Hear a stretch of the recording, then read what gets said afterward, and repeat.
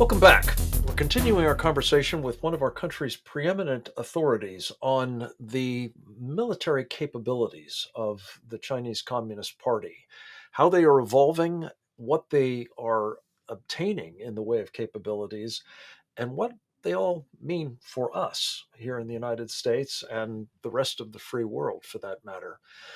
Rick, one of the things that you touched on in our earlier block was the Chinese investment in space capabilities. Um, each time we visit with you, I appreciate the chance to sort of pick your brains about what they are doing, what we're witnessing in terms of their so called manned space program, especially, but more broadly, what are their ambitions at the moment to have access to, yes, for sure, and to dominate the high frontier? Well, Frank, in order to establish political, economic, and military hegemony on Earth, the Chinese Communist Party has long understood that it must also control the Earth Moon system. It must control access to the moon and eventually access to Mars. Because if China is the hegemon on Earth, controlling all access to all resources, and a nation can launch rockets into space to the moon and return them with the resources to build a military force to oppose the Chinese communist hegemony, then then they fail. They know they have to have Mm. hegemony in space to enforce hegemony on Earth. So we see a dual use People's Liberation Army controlled space program that has invested mightily in all manner of unmanned satellites and has, from the beginning, from the first test mission, used its manned space program also to increase military capabilities. The current Chinese space station, which could be completed at least to its first stage by the end of this year, offers the PLA multiple opportunities for dual use. It's patterned after the Soviet Russian Mir, which is comprised of modules that you Mm. can add and subtract as you will, and they can add totally armed modules if they want. The cargo Mm. supply spaceship that they use to send supplies to the space station could be a multi-purpose military platform. It can carry 6 tons of cargo, can carry 6 tons of weapons, thousands of little spikes that it could use, let's say, to attack Elon Musk's Starlink mega satellite constellation, which the Chinese really Mm. fear because Starlink offers the world an alternate space-bound internet that the Chinese can't control. They've been trying to control internet on Earth for decades. It hasn't worked yet, and now that Musk is putting an internet in space, you see the Ukraine using it to fight their war against Russia, and the Chinese fear Mhm. Taiwan could use Starlink to fight a defensive war against China.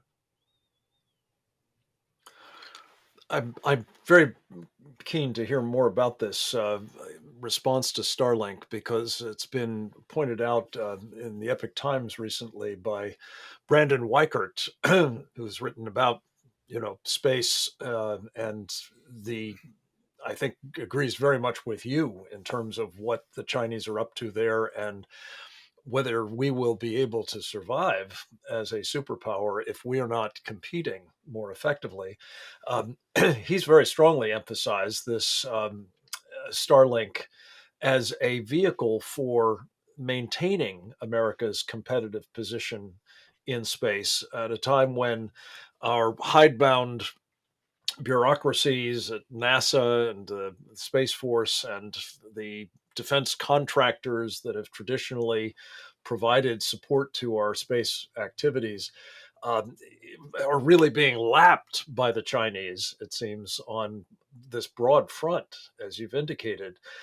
So, Rick, to what extent is Elon Musk and his sort of SpaceX enterprise um, possibly the game changer for the United States in this life and death competition with the Chinese Communist Party Well, in Frank, space. we all must pause and thank the Lord that Elon Musk is American and that he is investing in all of these capabilities. The Chinese, after sort of scratching their head about Elon Musk for a long time, are finally coming out and calling him a threat. It's not just his Starlink mega satellite constellation, but the People's Liberation Army Daily has written about the threat from the entire SpaceX enterprise. It's not just that Musk is launching potentially over 40,000 of his Starlink satellites, but that he's talking about building a Wow. thousand of his Starship space launch vehicles that each could put 300 Starlink satellites into orbit. So even if the Chinese Hmm. decide to attack Starlink, all Musk has to do is whip out a couple of hundred Starship space launchers, and he can replace his constellation. So in theory, Hmm. the Chinese really can't shoot it down, and it is this kind of capability that we need uh, many times over in order to prevent the Chinese from dominating low Earth orbit, which would be the first step to dominating the Earth Moon system.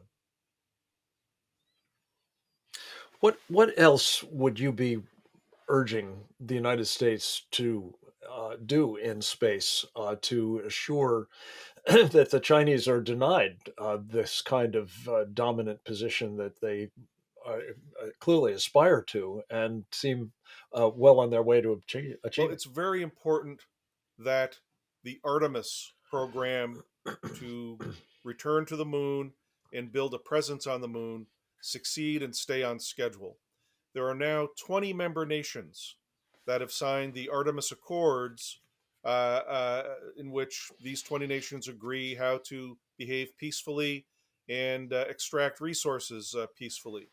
This coalition should be doubled and tripled, and then the United States should take the lead in making sure that astronauts from as many countries as possible are able to get to the moon and participate in exploration and then settling of the moon.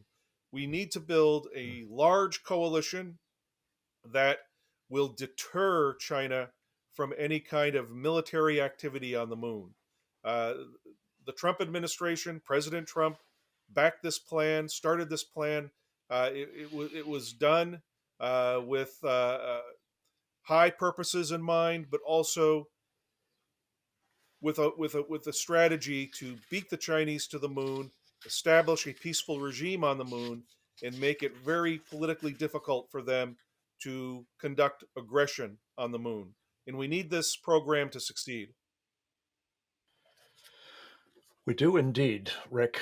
I'm mindful of the fact that back in the day when I was in the Reagan administration, we used to explore the idea of having the US military making use of our space station. And we were told, no, no, no, this is an international operation. We can't possibly do that. I'm a little bit nervous about having a similar kind of constraints placed upon us on the moon, especially if, as you say, and I think there's no doubt about it, the Chinese aspiration is to have a very military character to their moon operations and seek to dominate it to the exclusion of other nations. This is a topic to which I think we're going to have to return with you, Rick Fisher, in the near future. It's vitally important that we get this right. And as you say, thank God Elon Musk is on our side, it seems, and it'll be interesting to see whether the Chinese wind up squeezing him and Tesla, which he manufactures, of course, in large quantities in China as a result of him being perceived not to be on their side. We'll be back to you with more for the Rick in the near future. Thank you so much for joining us today. Kimberly Herman joins us to talk about critical race theory and more right after this.